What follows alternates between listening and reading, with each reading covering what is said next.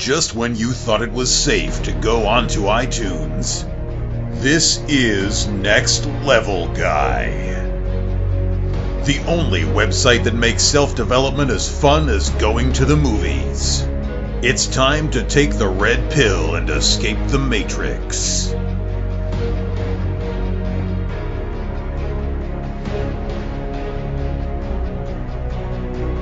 Hello, and welcome to another episode of the Next Level Guy Show podcast. Today's guest is Kyle Ingham. Kyle runs the great men's interest website, The Distilled Man. The site is dedicated to teaching men the essential skills that every man should know but isn't always taught. He helps guys learn the basics of these skills and lets you start working towards living the life you want and to become a better man. But first, a quick word about our sponsors. Next Level Guy is in partnership with some awesome affiliate companies. To see the latest deals, special offers, and listener-exclusive offers, please go to www.nextlevelguy.com/affiliates. That's www.nextlevelguy.com/affiliates. In particular, I would highly recommend you check out Alpha Brain, which is made by those awesome people at onit.com, and for a 10% discount, simply enter NextLevelGuy, that's NextLevelGuy, at the checkout discount code section.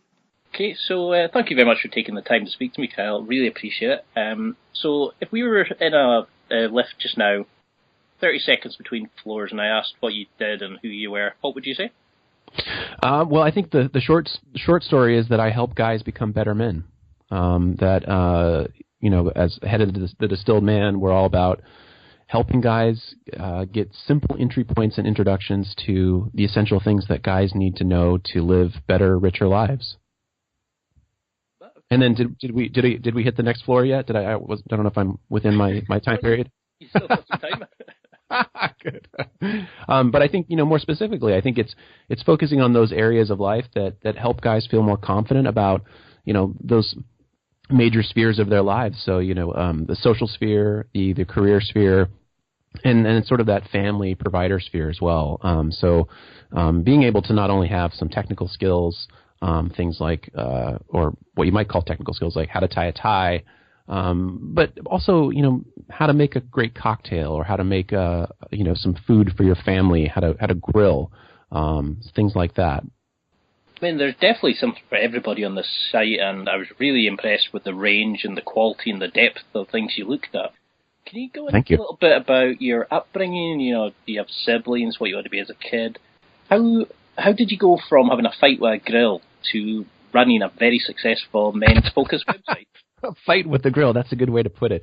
It's funny, I don't think my upbringing was particularly notable, except for I didn't really have siblings. It's unique because I was raised as an only child, although later my mother remarried, and I do have a half-brother and half-sister who are younger, and I have an older stepsister. So in some ways I'm sort of the only child, middle child, and all of the above. But I was essentially raised as an only child, and I think, was interested in most things that kids were interested in, sports, that sort of thing. Got interested in music later on, but you're right. The grilling incident or, happening was a key sort of moment in my life. After I had sort of, become an adult, moved to San Francisco here in California, started my career in advertising. I sort of had this kind of awakening where all of a sudden at work, all I could focus on was grilling. It was like my biological grilling clock had gone off. And for about a week straight, all I could really think about was, grilling animal flesh for some reason. And, I had done it before, just like most guys, get a chance to grill when they're teenagers or whatever. But the fact is, most of us don't actually really know what we're doing. And I think that was the realization that I had as an adult, is that, look, I'm 30 years old and I don't really know how to grill. And isn't that something that I should know how to do because I'm a man? And so, I jumped into it, and I started learning from friends, got books, watched videos, and started that journey. But as I was starting that journey, I realized that it was part of something bigger, that, this is a skill every guy is expected to know. And as I learned that skill, I realized that there were so many other skills that every guy is just expected to know by virtue of being a man. Things like I mentioned earlier, how to whip up a great cocktail, how to tie a tie. And there's certain things that, I realized that if you don't learn them from your dad or your big brother or your grandfather growing up, it's not like we really learn these things in school, And how was your upbringing in terms of, did you feel you got the essential skills, the sort of things that a guy is expected to know, or was there a lot that you feel was missing from your own life? Yeah, I think part of the reason that I was so drawn to this is that I did feel like some of those classic skills were missing from my upbringing. And certainly nothing against my father or my parents, because they were always really supportive. Yeah, I think I actually had a really good childhood overall, and I think nothing against my parents, but I think by virtue of the time that I was raised and just kind of my own father's upbringing, I think he felt like it wasn't something he wanted to do where he was kind of shoving skills down my throat. He was very supportive of, when I was going out for sports and whatever other endeavors I tried to get into. But I think, I suspect that his upbringing was very much like sort of that traditional upbringing where your father is sort of the, telling you, you need to learn this, you've got to learn this, here, son, let me show you this. And I think in some ways my father felt like he was a bit more enlightened, I guess, or wanted to have a little bit more of a hands-off approach from that respect. That, again, he was supportive of things I was doing, but not saying, son, you've got to learn this, or otherwise you're not a man, Yeah, because that's the thing, though, is nowadays we have this thing of, oh, you don't know how to change a tire, you're not a man. Oh, you don't like football, or do this or do that, Right. And so is that what, in your opinion, is a distilled man? Is that somebody that knows all these kind of skills and can teach others? Or, where did that name come from for your site? And if somebody's listening to this and is interested in this sort of thing, why should they check out your site? What can it offer to them? Right. Well, in terms of, the sort of overall mission, again, it's about helping guys become more refined, become more skilled, and more sort of ready for life. And the name was interesting because when I was first kind of focusing in on making this into an actual business, I had, the idea of calling it something like Man Skills, something really generic, and I ended up bringing together some friends to do what I called a manvisory board for my idea. So again, coming from, I used to work in advertising, and as part of that, I was very used to sort of running workshops and kind of collaborating with people and sharing ideas. And so I thought, well, I'll bring together some guys in my life who I think would be helpful for helping to kind of take this idea a little bit further. And so we brainstormed around all aspects of this business and this program. And it's funny, it's actually a couple of my friends who ended up coming up with the name The Distilled Man. And oddly enough, I think it took me a little bit of time to warm up to it. And, just because I was so close to it all, I think I remember asking them, everyone in the room said, oh yeah, this is the name. And I sort of clarified, well, okay, is this just the name that you hate the least? Or do you actually think it's a good name? And no, and they said, oh no, absolutely, this is a great name. And of course it has a lot of, sort of layers to it. There's the aspect related to liquor, sort of borrowing some equity there, but there's also that sense of refinement in terms of distillation. So I think that definitely spoke to me once I really warmed up to the name, and now I love it. So, but in terms of what my site can offer, really, it's like I mentioned earlier. It's helping to give guys those simple entry points to those subjects that they need to master in order to live fuller, richer lives as men. And so I think a big part of it is it's not only those sort of tangible skills like how to tie a tie or how to make a drink, but I think a big part of that is actually the way that many of those skills become social bridges. And I think that aspect of connection is such a big part, especially as you're becoming a man and as you're sort of developing your own life, being able to find things and activities to do, things to learn that will actually help you connect with other people as you're an adult. Because initially that's what I thought your site was about. I found you through a couple of different sites, these sort of post-GC 10 guy sites or masculine sites that you should check out. Yeah. And when I seen the name, I thought, okay, this will be about liquor, bar skills. I thought, oh, okay, I'll check it out. And that's when I knew you ran a very good site. I was going down your homepage, right-clicking each of your articles into a new tab. I was like, oh, I want to read that. I want to read that. Good. And it just got to a point where after about 5 minutes, I was just going through page after page going, right, I need to interview this guy. So I overwhelmed you. I overwhelmed you with content then, basically. Well, when you fill up my Google Chrome, then I know that's the person I need to go. So, mission accomplished. So what are these essential skills? I mean, do you have a standard list, or does it depend on the person, their upbringing, their culture, etc.? Well, I think there are certain realms that I feel like make represent major buckets, and those are some of the categories on my site. So again, I do think that sort of that cocktail realm is important for guys to learn, not just because everyone should be able to make drinks that they can drink, but because there's so much more to it. For me, and I actually just wrote an ebook about this that I'm about to launch. I talk about how cocktails are more than just about drinks. It's about something bigger. It's about it's one of those things where it's the skills that you learn when you learn about cocktails help prepare you for life in ways that you wouldn't imagine. So that idea of being focused on the details, being able to be present in the moment, being able to take raw ingredients and being able to make something great out of it. But more than that, also, like I said, is using cocktails as a way to connect with other people because it is a social pursuit. So cocktails definitely one of the big pillar areas. I think style and grooming is another area that I think is huge for guys because there's so much. Excuse me.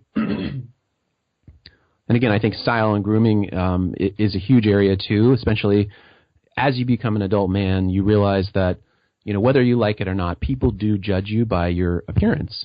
And you can either choose to ignore that or you can choose to work with that idea and hopefully leverage it to your advantage. I think the other thing, too, is especially as someone who wasn't interested in style before I started The Distilled Man, I've learned a lot just in terms of researching it and realizing that it's not about how you look, it's also about how you feel. So when you're taking time to actually dress your best, dress in clothing that fits your body, and groom yourself so that you're feeling more confident, you feel like a different man. You sort of walk taller. You kind of assume that role of a more confident, more able man. A few other areas, again, let's see, sort of motivation and productivity. So I love reading about, building habits, or being inspired by, quotes or motivations, motivational language from other men.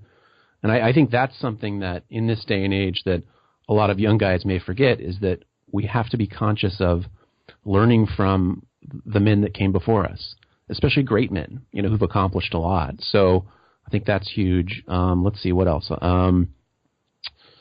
So again, cocktails, style and grooming, motivation.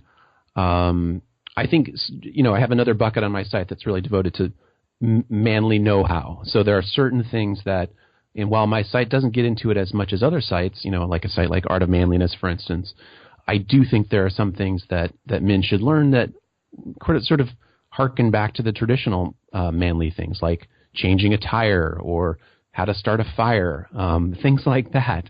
So, not only do they make you feel more masculine and feel more confident, but they're actually useful skills, So I think, and I've set up the Distilled Man so that it can be sort of a menu for anyone who's coming to it. So whatever areas where they feel like they want to start learning more, they can delve into. And again, the intent has never been for it to be a really in-depth resource in any of those specific areas. Then the intent is to give you that simple entry point into any of those subjects so that if you do find an area that you want to learn more, that it can be a jumping off point for you. So help create momentum. Yeah, and that's what I liked about your site. There wasn't that kind of 90-page post, or it was all just straightforward, helpful advice, and it's like you said, it's an entry into it. It was a beginner's sort of overview of it. Right. You could bring and encourage others to sort of find out more about it. And it's interesting that you mentioned about learning from those who've gone before us. And that actually leads me into my next question. How do you think the skills we learn now has changed from the time of our grandfathers and fathers? Because you mentioned earlier, about the technical skills, whereas maybe before computers they didn't need to know about any of that sort of thing. Right. Do you see a standard remit of skills, or do they just change with the time, do you think?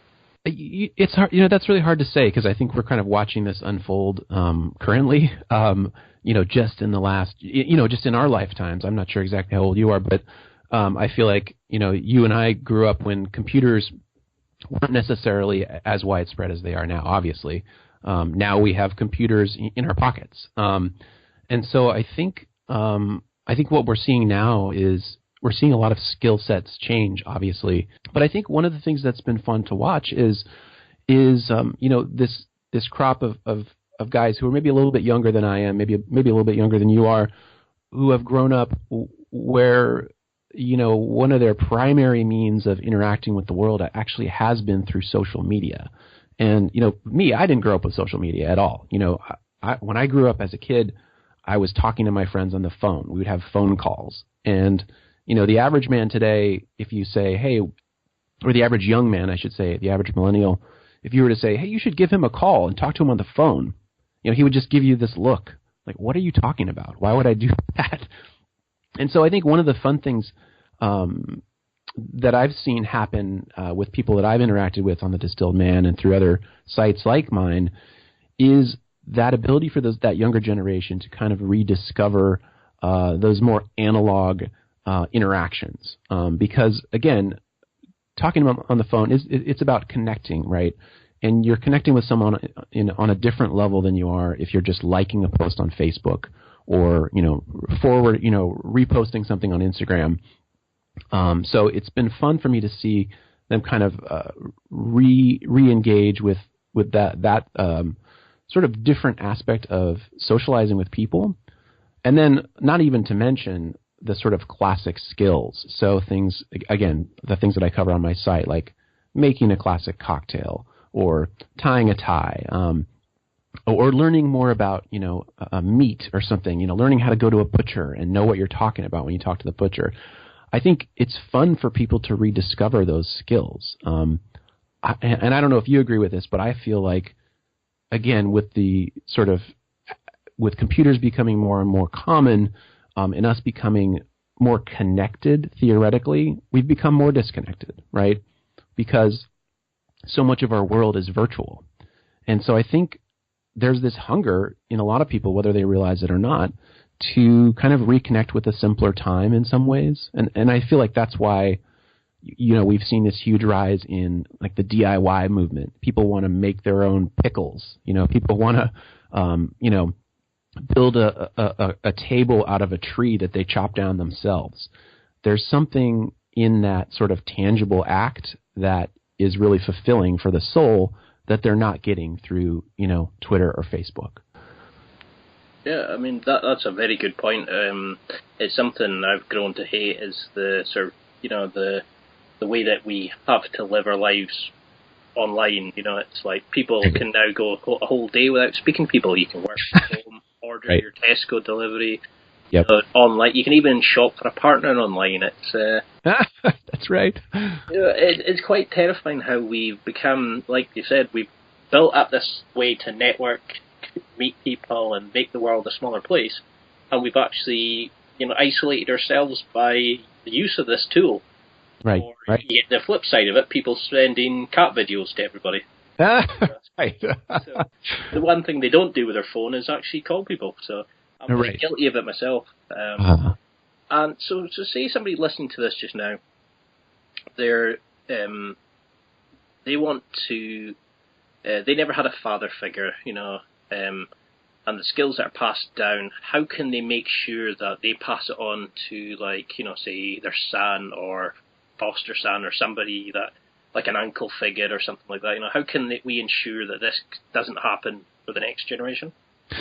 Yeah, I think that's a great question. One of the areas that is really interests me a lot, and I don't feel like I'm an expert by any means, but is this area of mentorship. And I've actually been talking to a lot of my other colleagues who also run men's blogs about this because it's such a fascinating topic. And I do feel like young men are starting to recognize this idea that we need to find those mentors, those men who've been, like I said earlier, who've been there before, who've been through it, who've had the hands-on experience. And I think that's something that needs to come from sort of both generations, if you know what I mean. So that the mentors, at a certain age, you may recognize that you are in a position to be a mentor to that younger man or that younger woman, and to be able to kind of lean into that. And then on the flip side, that recognizing that if you're a younger man, finding that person who can teach you something that you don't know about. And I think that's an area that's difficult for a lot of guys is to because when we're growing up, we're sort of taught to be, or many of us are a little bit more guarded. We don't want to sort of admit that we don't know something, that we want to come across as more confident than maybe we really are. Because let's face it, when we're all growing up, we're all pretty insecure, right? But I think I still am. Right, exactly. And I think many of us, still struggle with insecurity on some level. And there's that element of fronting where you don't want to admit that you're not 100% confident, that you're not the man. And so I actually see that as a huge strength when someone can say, when they raise their hand and they say, I don't understand, or I want to learn more about that, I don't know enough. And then taking it a step further in approaching someone who's a little bit wiser, maybe a little bit older, usually, who's been there before and who can teach them.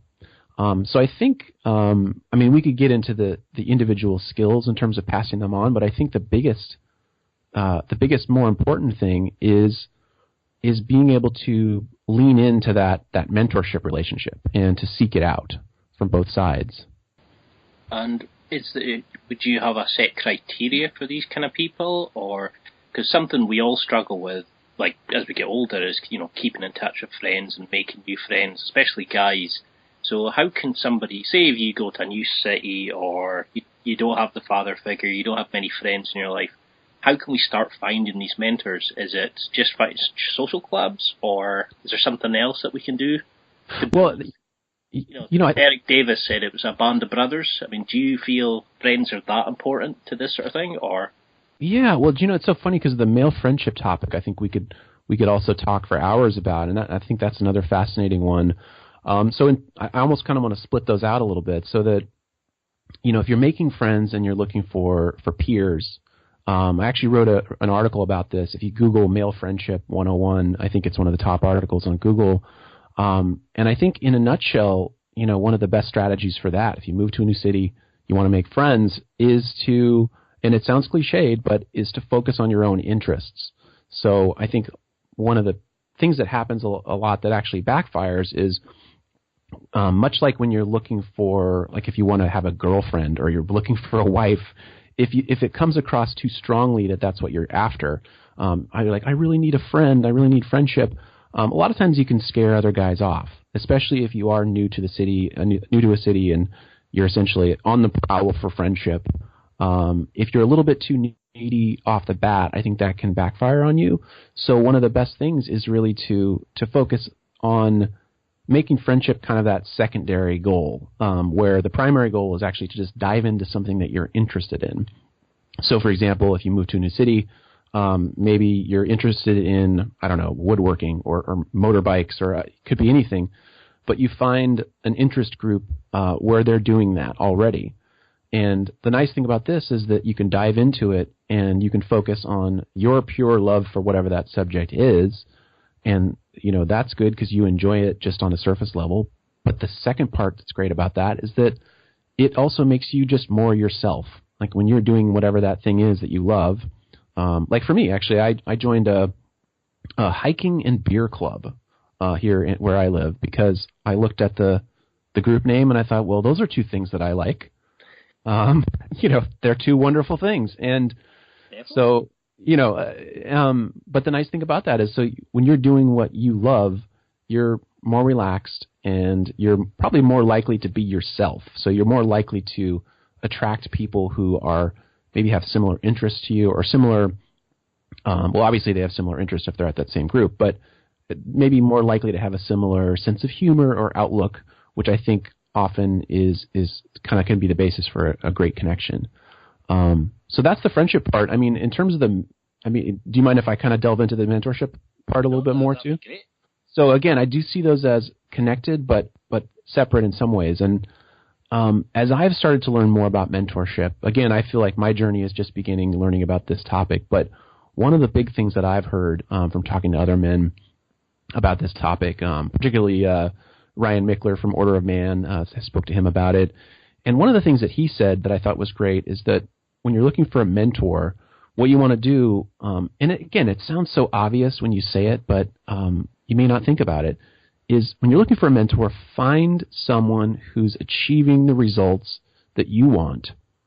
And that's going to be, the right mentor for you. Because, it's good to have a sounding board, whoever they are, but if someone is not achieving the results that you want, you may have to take their advice with the grain of salt, right?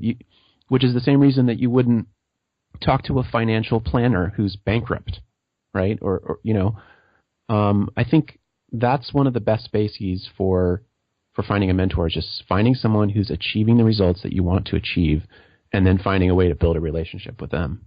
And when you were learning, did you look for a mentor as such, or did you just go and Google it and read books and things like that? Or, do you still have mentors in your own life now, or do you feel you're kind of developing the skill base that you need? Oh, I don't have a formal mentor or formal mentors right now, but there are a few folks, especially in this sort of online space, who have grown to be very supportive of me, and we have sort of informal mentor relationships.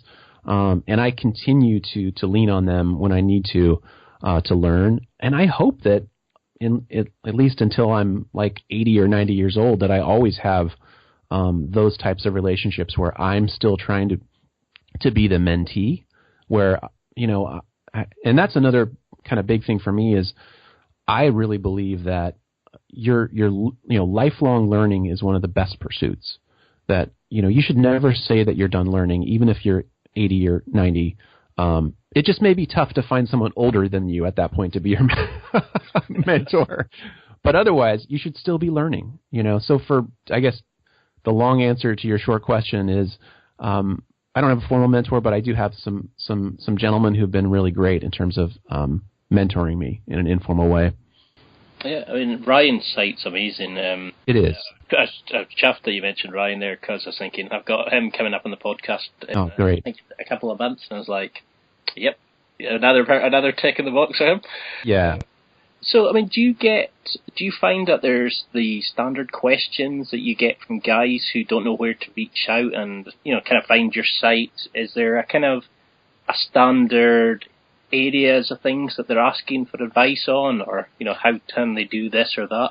Yeah, there are a few sort of more common questions that I get. And, one of the big areas is style and dressing well, which is funny, always kind of makes me laugh a little bit, because like I said, I never considered style to be necessarily squarely in my wheelhouse, but it's something that I've learned about in the process of building the Distilled Man, because it is so important. So that's a huge one, is, how do I dress better? How do I dress more confidently, more maturely at work, so that I can be perceived a certain way? That's a big one. The other obvious one is how can I be more successful with, this one girl that I want to know or want to date? How can I, build a stronger relationship with her? How can I ask her out? And a lot of times they're being held back, not taking action, not actually asking the woman out because of their own insecurity. Again, coming back to insecurity. Those are two big ones. And then the other one that was sort of a little bit surprising, I guess, I did a sort of survey to my audience at the beginning of the year, or end of last year, just kind of asking them about their challenges, because it's always really good for me to check in and see what people really want to know about, really want to learn about. And one of the areas that came up that I wasn't really expecting is there was this common thread and it's hard because it's not super tangible, but I can see how it would be a big area, is this idea of kind of staying, I'm not even sure I can articulate it. I think it's sort of like staying focused and motivated. So there were a lot of men who answered, yeah, I just would like to be able to have that drive to stay motivated to do what I need to do. And I guess it makes a lot of sense. Just again, we talked about, social media and the changing times and how there's more choices now than ever, essentially. So in some ways, I think a lot of guys are feeling a little bit paralyzed with all the choices in terms of, things they could be doing at any minute. There's always some distraction coming up with social media notification. And meanwhile, they're trying to think about their larger life goals, maybe, and recognizing that, in many cases, they're probably stuck in a job that they hate. Maybe they're even stuck in a relationship that they hate. And they just feel like what they're lacking is this fundamental ability to sort of focus and motivate towards a goal. Yeah, I mean, that's a brilliant answer. So many other questions I have as well. But, I mean, it's funny that you mentioned style. I mean, one of the people I really struggled with that when girlfriends started mentioning I needed to upgrade my style for work and, just to stop looking like a piece of, I'm sure you didn't look like a piece of... Well, I mean, I interviewed Megan Collins, style girlfriend too. I know Megan. I've interviewed Megan too, actually. And I found her on your site and I was like, oh yeah. And it's just that moment of there's so much choice, and when you first get into it, you get that initiative of kind of, I'm going to learn this, I'm going to do that, I'm going to buy this and learn about these things. Yeah. And you end up, getting paralysis by analysis. There's so much you could possibly learn. How can somebody avoid that, burning out, losing the motivation? Because that's a big thing I struggled with for a while as well, is how do you keep going past the initial interest to making it, something you want to continue with? So specifically just making in general, or I'm not sure. So, how can you keep that motivation going to just become better, to learn skills? What did you find when you looked into this motivation area?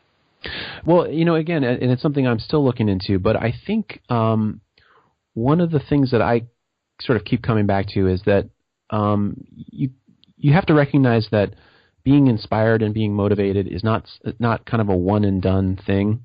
You don't just read one inspiring book and then you're good for 2 years and you've kind of created that initial spark and you can live off that spark. I think it is really important to recognize that you need kind of a daily, not daily, maybe weekly, you need regular re-inspiration. And that doesn't necessarily mean jumping into something new, but I think there's a couple ways that you can do this. And this is what I do in my life, is that, again, trying to find those maybe mentors, whether it's someone you meet personally or whether it's an author, like Tim Ferriss. He's obviously a really motivating person. I just finished Tools of Titans, really amazing book. Having resources like that to give yourself on a regular basis is huge. But I think the other huge thing, and I'm realizing that it's almost like the secret sauce in some ways, is to really focus on who you surround yourself with. And I'm sure that you've probably learned about this quite a bit too, reaching out to all the great guests that you've gotten on your show. It's, who you connect with, who you surround yourself with. I'm sure you've heard that quote. I can't remember who said it. Maybe it was Jim Rohn, that, you're the average of the 5 people that you surround yourself with, something like that. And, whether it's the 5 people or the 4 people or the 6 people, I'm not sure, but there's definitely some truth to that to stay motivated and stay inspired, I think you need to surround yourself with people who are going to, in short, support your dreams, support your lofty goals, your crazy ambition. And that's one thing that I feel really fortunate, having connected with sort of a community of other online entrepreneurs, like Ryan Mickler, and that whole circle. I feel really fortunate to have that support and to be surrounding myself with guys who are going to be supportive of my ambitions. Yeah, I love that quote as well. And there's that one. There's variations of it. If you're the smartest person in the room, you're in the wrong room. If you're the strongest person in the gym, you're in the wrong room. Yes. You want to be with people who are going to push and motivate and inspire, like you're saying. Yeah. So for those guys listening, and unfortunately I found myself in this situation a few years back, when you're surrounded by people who, it's like that crab analogy. If you put a bunch of crabs in a bucket, they'll pull each other back down rather than try to escape as well. Oh. How can you get past dealing with the haters and the guys who don't want you to improve, and the guys say if you're surrounded by not very helpful people, shall we say, not these inspiring people. Yeah, It's the case of move past, or can you bring others up with you, or what advice would you give to somebody who's maybe got friends with negative intent? I would say just punch them in the face. No, I think that's a great question, because you're right. You can't just, it's not so easy to just wipe your friend slate clean and say, okay, I'm only going to have friends who support me, right? You've got people in your life. But I think what needs to happen is that you do need to be more conscious of it, and you need to be conscious of your interactions with those people. If you decide that you are going to have them still in your life, and it may just be that you need to be really mindful of the fact that when you hang out with them, that you don't let that negative energy drag you down. In a lot of cases, it is actually it's very subtle, which is a bad thing. So that it may not be that they're actually haters. Especially if you're talking about a friend who's maybe listening to you talk about your Next Level Guy show, and they're just sort of nodding their head, but they're not asking any questions about it, and they're not getting excited about it. I think that's almost the more subtle aspect of it, is when they're not supportive, but it's not obvious that they're not supportive. Do you know what I mean? Yeah, that's definitely something that it's not the people who outright say attack you, it's the ones who don't really have your back in private. Exactly. But it's funny, though, because you brought up the haters, and I actually think I'm starting to recognize that the haters are great in some ways. And this usually isn't your personal friend, but I'll tell you now that, I have a YouTube channel, I think YouTube is one of the worst places where some of the comments on YouTube, people just troll YouTube to be mean and troll YouTube to be jackasses, basically. But what I've started... Our side of life on there, Exactly, and it's just people who are hiding behind a computer, and, their handle is never their real name. It's always like, Mojo47 or something. They don't want to show who they really are. But what I've learned, and learned from people like Aaron Marino, for instance, who has a huge YouTube following, is that once you have haters, that's actually a sign that you're succeeding on some level, because you're getting enough traffic that you're drawing these people in to come and poo on the party. But I've started to realize that those comments never have anything to do with me. It's really based on their own insecurities, their own sort of lack of vision and creativity. And while I never respond and actually say it, I mean, in my head, I'm thinking, all right, well, show me your channel. Why don't you show me what you've done? And is this really your way of contributing, constructively to society? Yeah, probably not. So I think the haters, in some ways, I've recognized are a sign that maybe you're doing something right. And it gives you that motivation, doesn't it? Kind of going, what's it? There's a saying that that's when you know you're succeeding. It's when people start trying to bring you down again. Exactly. Yeah.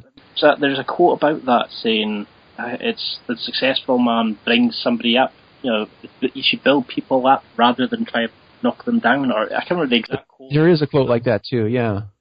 And is that, what do you define as somebody who's successful? Do you see, when I first started this website, I looked at, great guys from films and, the entertainment world who I could write about, like how they were doing good things and how we could be more like them.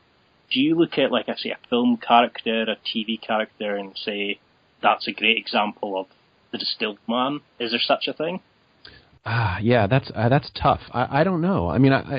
I'm not sure I can answer that. I mean, I think there are aspects of, I guess the thing is that most film characters, if it's a good production, if it's a good film, if it's well written, there's going to be some multidimensionality to that character. So I think one example that comes to mind immediately is someone like Don Draper from Mad Men, right? You've watched Mad Men, right? Yeah, good choice. So apart from the adultery. Well, and so that's exactly my point. Is that so? That's an example that comes to mind for me where, I guess to step back, I'm not sure that there's any one character where I feel like, with all that their character includes, I'm not sure that there's one character who sums up what it is to be a great man. You look at someone like Don Draper, and you have sort of the kind of superficial elements of kind of that coolness of a man that I think are attractive to many people. That sort of confidence, that sort of ability to command a room, that sort of thing. Order a perfect cocktail. But at the same time, like you mentioned, his ethics were a little bit lacking, right? He was a complete slut, for lack of a better term, and in that element, I didn't respect too much, So I think it's tough. It's hard to say if there's one particular character. I think for me though, just stepping back in a broader picture, the people that I respect are people who are people who are not afraid to kind of go after the life that they want, and two, people that treat people well. Because that's one thing that I've learned as I've started learning more about etiquette, for instance, is that a lot of people think about etiquette as being well behaved and like keeping your napkin on your lap during dinner and things like that. But really, I had a chance to interview a couple etiquette consultants, and the thing that really stuck with me from talking with them is that at its core, etiquette is about being mindful of other people. And the whole purpose of etiquette, the whole purpose of having these sort of established rules of interaction are to make people feel more comfortable. And so, to me, I think that's a huge thing, because I think it just shows that, I guess on a basic level, it shows empathy, that you're thinking about other people. So I always respect that. That's a great way of looking at life. And, too often we have this thing of, you're not a successful guy if you're not shagging around, you're not drinking out every night. It's if you're not a player. There's these kind of juvenile, immature things that guys, unfortunately, are kind of forced, like the Lad Bible and all these things. Society, unfortunately, makes stupid people famous. Right. People who you don't want as your role models for the younger generation. Right. And is there a way that somebody can decipher what's a good skill to learn? How do they know where to start? Say if somebody's listening, wants to improve their life and start learning these kind of skills, but has no idea what to focus on first. How would you work with a client? How would you start them bettering their life? Is it things like meditation, sorting their flat out, for instance? Or do they start looking at the more fundamental stuff? Yeah, that's a great question, and a sort of a tough one to answer. But I will say that my free ebook that I've had for a couple of years now kind of tackles that in some ways, and it's called The 48-Hour Gentleman: Your One Weekend Plan to More Confidence, Poise, and Manly Know-How. Because I think that I was sort of thinking around that same angle, like where do you start if you want to become a better man? What are some foundational things that are big things, but are also small in terms of that next step? And so I don't know if I can remember all of them. There's 9 things that I recommend doing over the course of one weekend, and it's in no particular order. I think one of the big things is starting to focus on your appearance, but more specifically to go get a shirt tailored. And it sounds funny, but again, I wasn't a big style guy, but I had this experience a couple years ago where I got my shirt tailored all of a sudden. I'd never done it before, but I had this shirt after getting tailored that it fit my body so well. And it made me realize that all along I'd been wearing clothes that didn't fit my body. And so by doing that simple act and starting to dress a little bit more mindfully with clothes that actually fit your body, it can suddenly improve the way not only the way you look, but the way you feel. So that was one thing that I recommend. And I think sort of related to that is starting to think about your posture. Again, silly, small thing, but starting to be more mindful about the way that you stand, the way that you carry yourself. Again, it not only changes the way that you look, but also changes the way that you feel. And there's, lots of scientific data to sort of back that up. And it's amazing, we talked earlier about that sort of, for good or for bad, people judge you based on first impressions. And, depending on who you talk to, it's first 3 seconds, first 5 seconds, I don't know.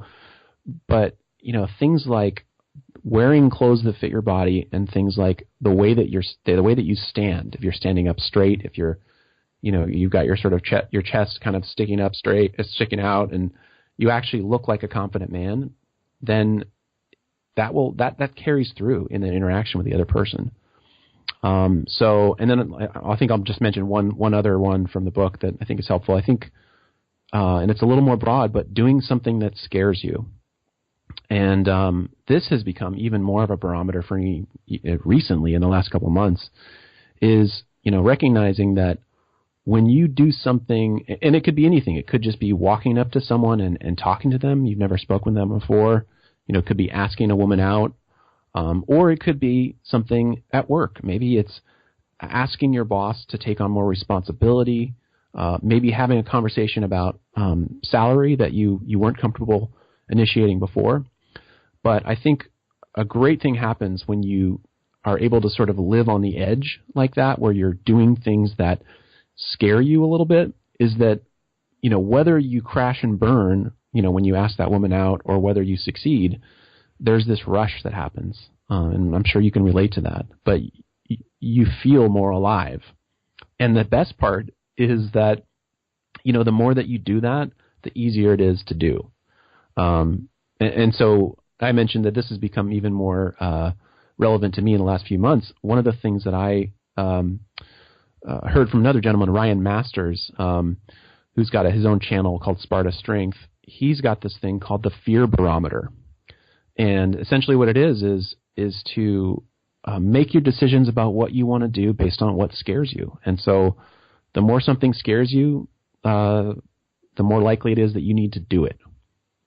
And I think Tim Ferriss actually has a quote about this. I think it's like, what is it? I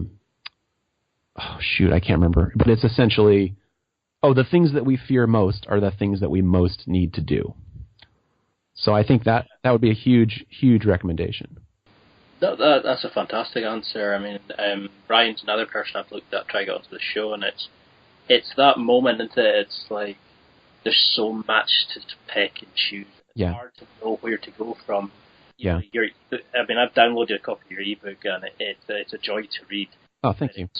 It's one of those things that when you read these things, they say you must do this. Yeah. And guys go, how the hell do I do that? Yeah. Your approach is, here's a small chunk of time, right. Here's some basic stuff, and then it'll get you, and it's that, motion causing momentum. Yeah, motion. You create momentum. Exactly. Just getting started is the hardest part. Once you get going, it's like pushing a car. The hardest part is getting it going. You're absolutely right. And I actually began the ebook with a quote from, I'm not sure if I'm going to pronounce it right, but I think it's Lao Tzu. And the quote, it's still a great one, is the journey of 1,000 miles begins with a single step. And to me, that was kind of the sort of, in a nutshell, that's what that book is about for me. And it's speaking to what you were saying. It's like you can get overwhelmed with all the things you really, quote unquote, need to do. But the reality is all you need to do is take that first step, and you can create momentum in your life. And is that how somebody can start developing the mental strength to change and to keep going, do you think? Is it just that small goal, that first few small things, and gradually building from there? Absolutely. Or is there another way? Well, I think in general, creating that habit of action is huge. If you talk to, and you do, with all the successful people that you interview, I'm sure that theme comes up a lot, is that, it's about taking action. And I feel like there's so many great quotes that we could talk about, Ian. I think that's what used to annoy me was, I was struggling to take action. Yeah. Everybody kept saying, "No, take action, get going, start today," and I was like, Yeah. But you hear it so often that eventually you realise the importance of just taking that first step and going for it. It's totally true. Because the thing is, you know, and I'm sure that you've learned things along the way with your podcast, and you've learned things, you know, by doing your podcast that someone who's just been sitting on the sidelines preparing forever never would have learned. And that's the thing is and I'm sure that you have this too, where you'll be talking to someone who, actually for me, I talk to a lot of people who want to write. They're like, oh, I'd really like to write something. I'd really like to start a blog or do this or whatever. And I say, okay, well, start writing. And there's always some excuse. Like, well, it's not the right time. I just, you know, I need to do this first. I need to learn more here. And no, you just need to start. And, you know, as I'm sure you can agree with, once you start and once you produce something or take that initial, make that initial effort, you learn along the way, for better or worse. And yes, you fall flat on your face sometimes. Not you in particular, Ian. I do too. Oh, I've done it quite a few times. But, you know, yeah, so yes, you fail. But, of course, you learn from those failures. And it's always those lessons that I feel with my odyssey with the Distilled Man. I've made so many mistakes, but I've also tried really hard to learn from those mistakes along the way. Yeah, because you only fail when you don't learn from it, you know? Right. I mean, I could literally talk to you for hours because we sound so alike. Absolutely. We're coming up to about an hour. Are you okay for time for a few more? Oh, yeah. I'm fine. Yeah. Superb. So, you were talking there about, you know, starting small and building up. Have you heard from any readers on any particularly sort of amazing transformations? Or have you seen something in action, you know, advice you've given, a talk or an ebook, etc.? Oh, wow. That's a good question. Because you must get some amazing responses. You know, I've seen some of the comments on some of your stuff, and they're, you know, you must be changing lives. Do you hear from people, or are they just too busy with keeping going? I do hear from people, and I do get those emails from readers, and I'm trying to think of one specific one. I feel like a lot of the feedback that I get, it's actually wonderful, but it's not one person who said, you've completely changed my life. Now my life is completely different. It's always those sort of incremental improvements that I think are great. So it's like somebody will say, well, I really, now that I read your article, I've really started dressing better at work, even though before I was worried because all my coworkers dress like slobs.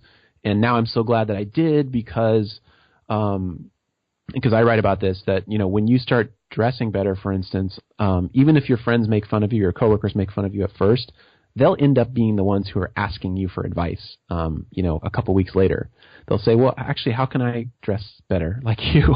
And so I hear a lot of stories like that, or let's see, what else? You see that in the group mentality, though. It's like, you know, they'll ridicule you in the group because they're afraid of standing out. Right. Because, you know, it's like you're improving your dress, so suddenly you're the albino gazelle. You know, you're the target. Right, yes. The second they're alone, when they can be more insecure, they're willing to chat and ask about it. It's quite strange how we become masculine men, but we can't talk about our own feelings. You know, we fake who we are. Right. Rather than, because I was seen as strange when I started a podcast. Really? It's, you know, people seeing self-development and wanting to speak and wanting to prove and learn these things and not go out to the pub every 5 minutes. Right. I was seen as strange, you know, and that's why I love the fact. That's why I like speaking to people like yourself. It's, you know, it's so inspiring to meet other people who are into this sort of thing. Absolutely, absolutely. Well, it's so funny, and I'm sure you got the thing too of like, well, who are you to talk about Next Level Guy? Because I certainly get challenged on that too. It's, you know, I'm not ever saying that I'm the be-all, end-all of, that's why also if someone asks me, are you the Distilled Man? I will say, absolutely not. I'm not, that's, you know, that's my brand, yes, but I am not the Distilled Man. Well, that's why I like this site, because I've always done it from the point of view of, I want to learn more about this and, you know, get to the next level. Yes. Of being able to do this. Yep. You know, next level of playing football. Right. You know, like going and speaking to a girl, there's so many things I don't have a clue, so I thought, I'll interview the experts. I've never said I was ever the expert. I've always done it as a point of, I'm the guy who wants to learn. Yeah. And this is why I come to guys who are doing the things I want to do, you know. I mean, do you think you can ever be complete? Is there ever a fully distilled mug? I hate myself for asking that. So does that mean I get to ask, is there ever a fully next level guy? No, because there's always a next level you can get to. Yeah, see, exactly. So you're the answer. The name of your podcast answers the question in some ways. But no, like I said earlier, I think one of the things that I personally really appreciate is that idea of lifelong learning. From a selfish perspective, I'm just one of those people who thrives on learning. So I recognize that when I'm learning, I'm kind of at my most excited, engaged, energetic. And obviously, I'm sure there's research that will validate that, continuing to learn over the course of your life helps, continue to create like synaptic connections or whatever, that it's good for you physiologically to keep learning. But I do think that, as a man, you should aspire to be learning up until the point that you depart this world. I think that's the best way to live. Yeah, because there's something, a film, a TV show, and they're saying, you're never complete. You can always learn. You can always get better. Yes. I'm trying to think what it is. I know I'll come off from this recording, and first thing I'll remember. You'll remember it. But, I mean, say somebody's listening just now, and anybody listening is going to be jazzed up. They're going to be super excited and desperate to check out your stuff. Most people will probably be, put it onto their phones or their computer as they're listening. What would you want people to check out? Is there 3 things that what are you most proud of on your site, or what do you want people to go to and focus on? Yeah, I think the easiest thing is probably to start with downloading that the 48-Hour Gentleman ebook.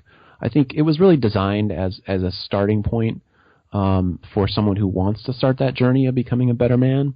So I think that's a great place to go. And you can just go directly to my homepage at thedistilledman.com to get that. You've got the start here, but exactly. Like asking, what are you more proud of? There's usually an article like yeah. Gem or something. Yeah.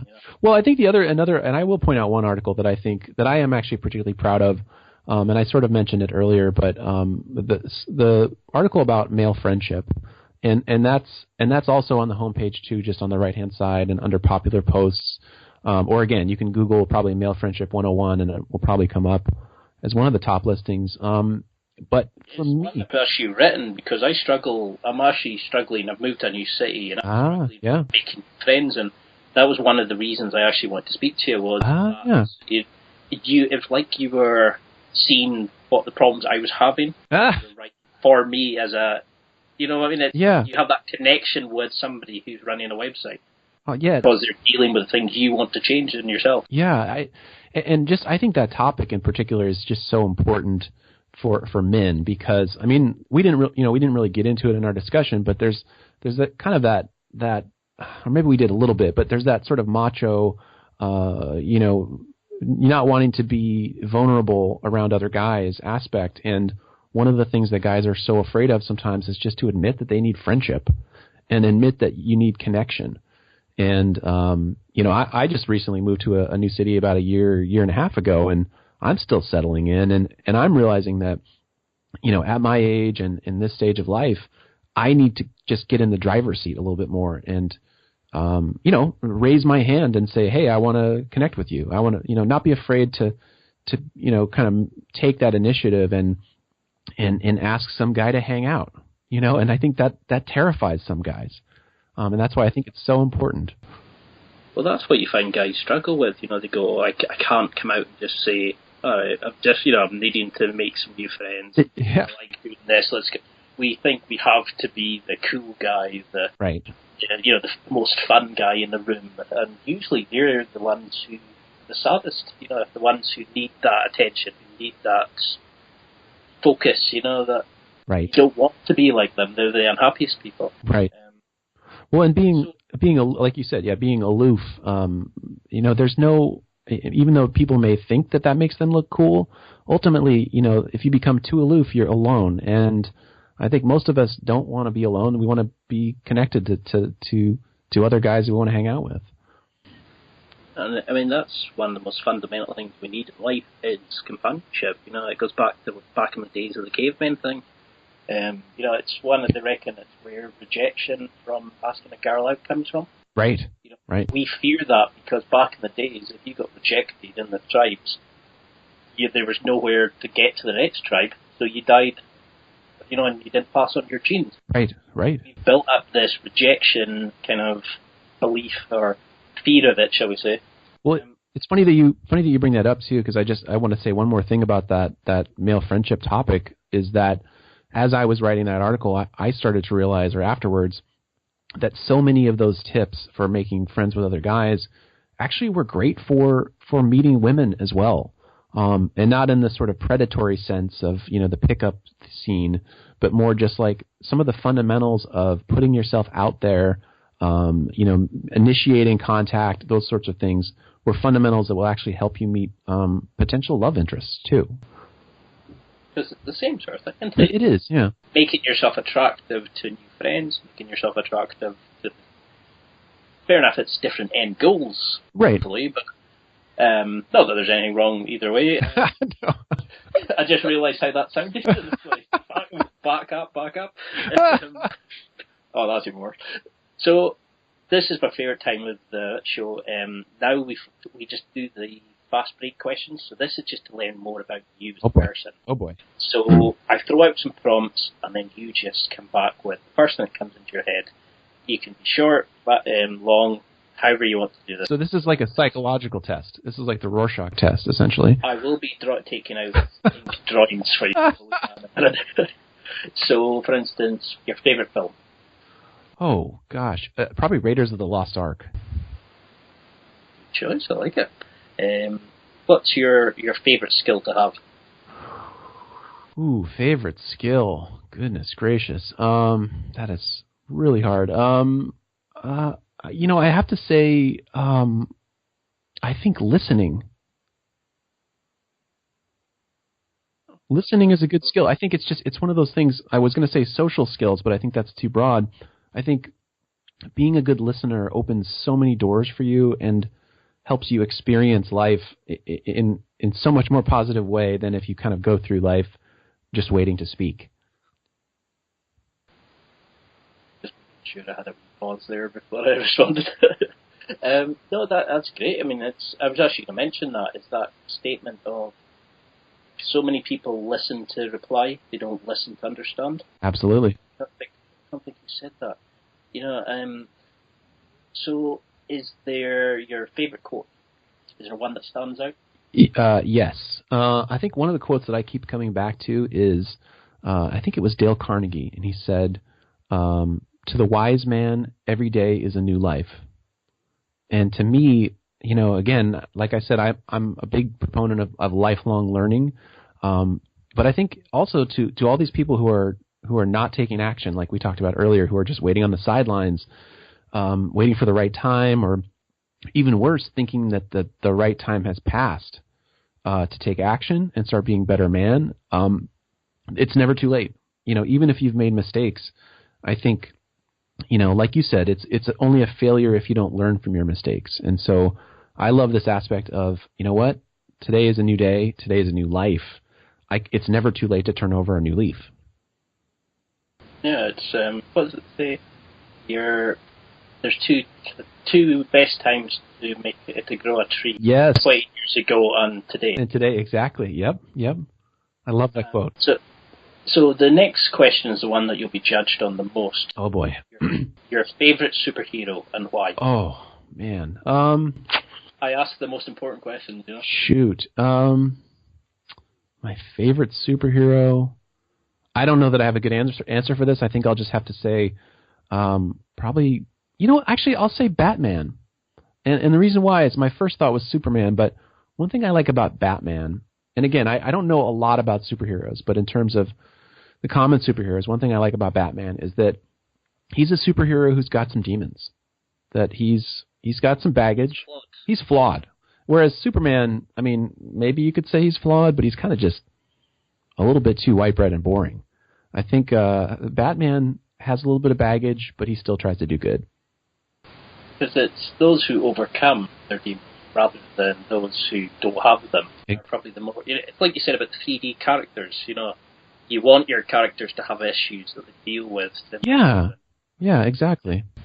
I mean, is that the hero's journey by Campbell, Joseph Campbell? That's a whole other thing. That's a whole new podcast. That's an awesome topic. I'm just starting to learn about it. I don't know a lot about it, but that's amazing. I actually bought a book on someone else's recommendation called The Writer's Journey, which does a great job of kind of talking about how the hero's journey is how it's present in so many things like Star Wars and all these great works of literature and stuff. Anyway, I digress. So have you ever seen the film The Matrix? Oh, yes. If you could act like Neo, have you plugged in, when they download the skills in seconds. Oh, wow. They can do the kung fu and ride helicopters, etc. What would you want? Is there any particular skills that your life ambition is to achieve, or is there fun skills that you'd like to learn? I do think martial arts would be pretty cool, and because I know nothing about martial arts, I think and being able to bend over backwards while a bullet whizzes past me, I think that would be a useful skill if I was ever getting shot at. But no, I like how you went to defense on dodging bullets. Is there something you want to tell us? Well, it gets pretty rough up here in Northern California in my suburban neighborhood, so. I mean, so that's something. I remember Jocko Willnet, who I've got coming on, I think it's October. He runs an amazing. Oh, yes, yeah. You get a chance to speak to him. One of the things he got asked was, some guy had always wanted to learn self-defense, martial arts, and said, is 42 years old and too old to learn? And he said, no, start with jiu-jitsu. Get build from there. So I think it's something I'm going to try myself. So it might be something to look into. Yeah. Well, jiu-jitsu is the one where you're doing a lot of stuff on the ground, right? It's taking your opponent down and. Yeah, it's more the sort of grappling. Yeah. I mean, most bar fights, I remember doing a couple of judo lessons. You see a punch in a pub, like a drunken bum coming a mile away. Yeah. You just need to learn a few sort of self-defense things. Right. But it's more about the confidence, it's not making yourself victim, remove, to actually get to the point where you back away from a fight. Right. You don't need the ego until the challenge. So there's a lot to it. So it's definitely something I'm interested in looking more into. I think you're right. I mean, sorry. Go ahead. I don't want to be beaten up. Oh no. I like that idea of it. Well, that's the thing that because even I consider myself very calm and collected generally, but even I will occasionally you get that urge to sort of puff up your chest and be respond to aggression. But like you said, I mean, ultimately you step back from this and you realize I don't want to be in a fight. Even if you're successful, quote unquote successful, that you punch some guy out, I mean, first of all, that's just terrible. But then second of all, my fist is going to hurt. And, even when you win in a fight, you get pretty banged up. And so I think you're right that the biggest skill there is actually how do you diffuse a fight, especially if it's some drunk jackass who, almost doesn't want you to diffuse the fight because he's so bent on fighting you.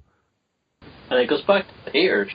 It's that moment of how many people they don't like you want to change because it makes them think about them not having the life they want.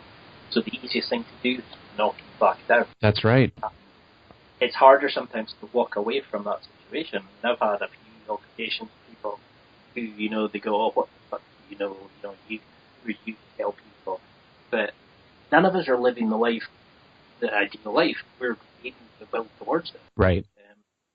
Well, it's funny that you said it because it reminded me that, in a bar fight situation, that aggressor is wanting to control you and control the situation. And so by you sort of taking that away from them in some ways, it threatens them that, well, no, you should want to fight me. I'm trying to fight you. Stop trying to stop this fight. Stop being nice to me. Stop being nice to me. So one of the things I did wanted to ask you was, on your About page, you say that you like the occasional pirate joke. What's your favorite pirate joke? My favorite. Very interested. My favorite pirate joke is a guy walks. Oh, let's see if I can remember.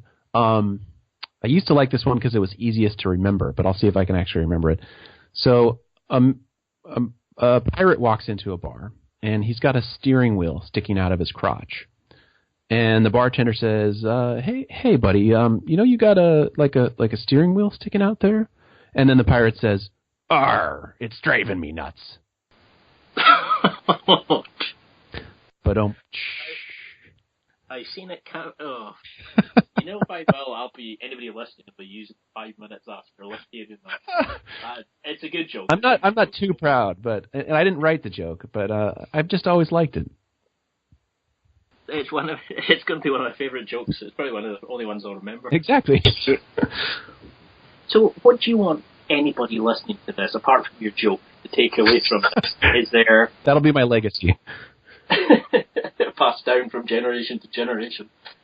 Telling pirate jokes. There's a skill that's unique. Well, yeah. Storytelling, actually. I mean, that's a whole nother podcast, but yeah. Because that's what we used to do, wasn't it? Back in the caveman days, the painting and all that kind of stuff. So, I mean, is there something that how would you sum up this discussion? What would you want to take away as a sort of, apart from going and checking out your site? Besides going to my website, I would say that, no matter where you are in terms of your sort of life's journey or your confidence level or your career, your life, I think, the most important thing and the thing that will definitely benefit you is to not be afraid to take action. And go after the things that, go after living a life that you want to live. I think that would be it. And so how could somebody get in touch with you, keep in touch with what you do, get ebooks, follow you on social media and that sort of thing? Sure. I mean, I think the easiest thing would be to go to the website. So thedistilledman.com. Don't forget the. You can get the ebook there. You can also check me out on Facebook. So it should just be Distilled Man or @DistilledMan. For Twitter, it would also be @DistilledMan. And Instagram, although I only have a few pictures up at this point, I'm starting to do a little more activity. And that would also be @DistilledMan. But definitely to reach out and say hello on social media. I'd love to hear from you guys. Oh, and you do say that you've got an amazing beard. Everybody gets a beard? It's funny because I talked to Ryan Mickler about that. He does have an amazing beard. And I told him, I wrote that a couple years ago. Just honestly, when I wrote it, I thought, well, this sounds sort of like funny. This is, I'm actually being self-effacing because my beard is not that amazing. Or I guess it's not self-effacing. I'm sort of like tooting my own horn ridiculously because it's just a regular beard. I will say that I'm a big proponent of beards. So even if, it's funny, it's almost much like the writing thing. They're like, well, I want to write, but I can't, I haven't done it yet. I want to grow a beard, and they just haven't started. I'm like, just start growing a beard. And how old are you now? I'm 40. I just turned 40. You certainly don't look it in that picture. Well, I think I was like 37 or 38 in that picture. So.